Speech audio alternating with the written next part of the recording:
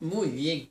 La sección en el día domingo nos presenta el hombre, el profeta con fallas. En realidad, todos los seres humanos somos humanos. Alguien dijo que el que tiene boca se equivoca. Y donde está el ser humano, allí hay fallas, allí hay errores, allí hay deficiencias, allí hay imperfecciones. En el libro de Segunda de Reyes, en el capítulo 14, verso 25, se muestra algo hermoso que Jonás fue un instrumento, dice que fue usado para restaurar los límites de Israel y de esta manera volver, por así decirlo, la paz y la calma al pueblo de Dios. Aquí podemos ver, dice, que desde la entrada de Hamat hasta el mar de Arabá, conforme a la palabra de Jehová que había dicho el profeta Jonás, Dios restauró al pueblo de Israel dentro de sus límites.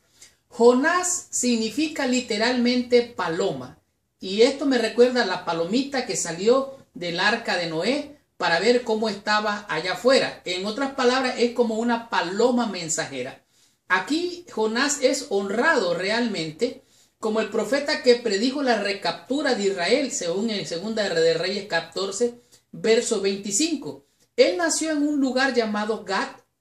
Ahí era hebreo y, como dijimos, su nombre significa paloma.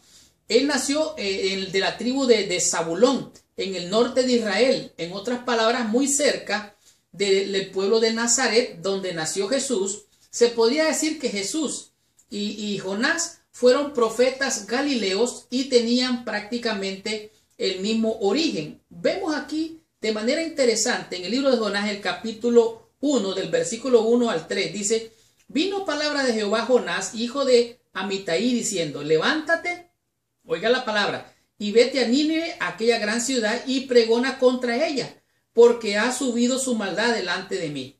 Y Jonás se levantó siempre, para huir de la presencia de Jehová a Tarsis, y descendió a Jope y halló una nave que partía para Tarsis, y pagando su pasaje, entró a ella para irse con ellos a Tarsis, lejos de la presencia de Jehová. Es interesante que Jonás se levanta, pero no se levanta para ir a predicar a Nínive, sino que baja a Jope y de Jope encuentra una nave o un barco que va saliendo para Tarsis. Él paga su pasaje o su boleto y viaja más o menos unos 3,000 kilómetros de manera opuesta, por así decirlo, y se fue a un lugar en un área así como España, en el sureste de España, a esa ciudad. Él se fue a esta ciudad llamada Tarsis, y allí Jonás, al agarrar aquel barco, aquel bote, se encuentra con un problema. Se levanta una tormenta que Dios manda. Esta tormenta hace que el barco se convulsione. Los hombres de esa ciudad, como eran paganos, eran idólatras, entonces encuentran a Jonás que está durmiendo y le dicen: hey, dinos quién eres, de dónde vienes, quién es tu Dios, a qué pueblo sirves, de dónde vienes, y le hacen todas estas preguntas. Y Jonás dice: realmente soy hebreo, mi nombre es Jonás, sirvo a Jehová Dios que creó los cielos y la tierra, el que controla el mar y todas estas cosas. Y entonces dicen, allí Jonás se encontró con una experiencia bien curiosa. Echaron suerte sobre quién era la persona que era el problema y cayó sobre Jonás. Ahora Jonás dice: yo soy el culpable. Y mire, Jonás hace algo interesante. Dice: agárrenme, tírenme al mar, porque ustedes van a perecer si a mí no me sacrifican de alguna manera. Ahora, es impresionante. Aquí dice: respondió Jonás, versículo 9: soy hebreo, temo a Jehová, Dios de los cielos, que hizo el mar y la tierra. Y aquellos hombres temieron sobremanera y dijeron: ¿por qué has hecho esto? Porque ellos sabían que huía de la presencia de Jehová, pues él se los había declarado. Entonces, estos hombres temieron a Jehová, y Jonás, que era el profeta, se portó de una manera rebelde, se portó de una manera terca, se portó de una manera obstinada. Dice: tírenme al mar, porque por mi culpa está pasando todo esto. El libro de Jonás es un libro que muestra las fortalezas, las debilidades del ser humano. Aquí se muestra a Jonás como rebelde, como terco, pero él era realmente leal a Dios, valeroso, creyente en la oración, pero también era estrecho de miras, egoísta y vengativo. Ahora, recuerden ustedes, él es del pueblo de Israel, del pueblo de Dios, y Dios lo manda para donde los enemigos del pueblo de Dios, de la tierra que eran enemigos del pueblo de Dios, y ahí había sido enviado Jonás a predicar. Imagínense que hacían cosas grotescas esta gente, agarraban a sus enemigos, los traspasaban por una vara y los colgaban. O sea, Jonás iba a una tierra bien mala, y ahí Jonás había sido enviado por Dios. Dios levantó a Jonás para que fuera a predicar. Sin embargo, aunque Jonás era rebelde, terco y obstinado, podíamos decir que era bipolar. Un momento estaba con Dios y otro momento como que no estaba con Dios. Él era también sensible. Era, además de esto, una persona enseñable y lo más importante, era obediente. Aquí dice, el que se lo describa de esa manera sincera es una marca de integridad y de confiabilidad. Los autores bíblicos muestran todo de manera bien clara. Muestran lo bueno, lo malo, lo negativo y lo positivo del personaje.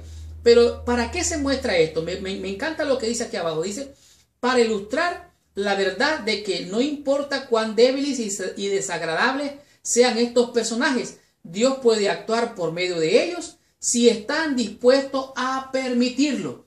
Dios usa a hombres y a mujeres que se permiten ser usados por Dios. Dios no agarra a los capacitados, a los intelectuales, aunque también usa a los capacitados intelectuales. Dios usa a gente sencilla, porque lo vil, lo despreciable de este mundo ha escogido Dios para avergonzar a los sabios. Aquí vemos al profeta con fallas, a un ser humano débil, humano, frágil, pero que algo interesante pasa en el capítulo 2.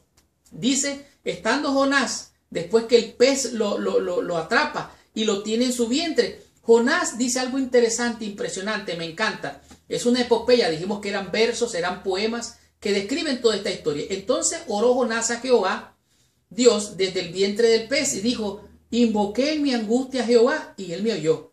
Desde el seno del Seol clamé, y mi voz oíste. Me echaste a lo profundo en medio de los mares, y me rodeó la corriente. Todas tus ondas y todas tus olas pasaron sobre mí. Entonces dije, desechado soy delante de tus ojos, más aún veré tu santo templo. O sea, Jonás ora ahí en el fondo del mar, en el pez, y esto me parecen a los salmos. Son palabras tremendas, son palabras bien inspiradoras, muy motivadoras en la oración de Jonás. Realmente aquí vemos la bendición de Dios y vamos a encontrar más bendición. Asimismo, Pedro, un hombre imperfecto, débil, fue usado por Dios y Dios lo confirmó. Jesús lo confirmó, le dijo, ¿me amas más que esto? Apacienta mis ovejas. Juan, un hombre iracundo, violento, también Dios lo usó. ¿Qué diremos de Elías? Elías era un hombre sujeto a pasiones iguales a las tuyas, iguales a las mías. Oró a Dios para que no lloviese y no llovió. Oró a Dios para que lloviese y Dios mandó la lluvia. De tal manera que si te sientes imperfecto, si te sientes rebelde, si te sientes ambivalente, si te sientes como Jonás, hay esperanza para ti y hay esperanza para mí. Este era un hombre, un profeta con fallas, pero Dios usa a todo ser humano porque Él se agrada de toda nación, de toda lengua, de toda tribu. Él no hace acepción de personas. Continuemos con esta lección, recibamos más bendición, estudiemos la lección del día lunes con el tema que es un misionero temprano.